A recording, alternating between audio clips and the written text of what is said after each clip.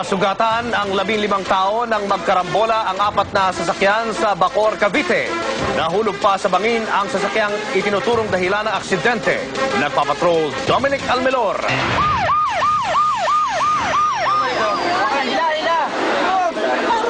Iniinda pa ng pasaherong si Benny Nieva ang matinding sakit sa pagkakaipit ng kanyang mga paa sa unahan ng sinakyang van na wasak ang harapan.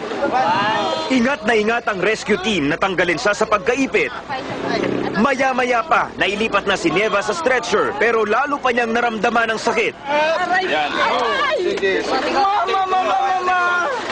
Isa lang si Nieva sa 15 sugatan sa karambola ng 4 na sasakyan dito sa Molino Boulevard sa Bacoor, Cavite, mag-aalauna ng madaling araw.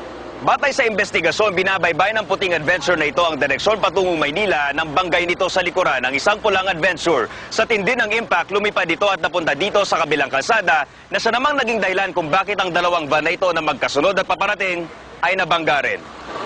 Nahulog naman sa bangin ang pulang adventure. Pagdating po namin dito sa area, yung pong driver ng Vehicle 1, wala na po. Ang hina ng takbo namin bigla na lang kaming lumipat doon sa kabilang island. Naipit din ang paa ng driver ng pampasaherong van.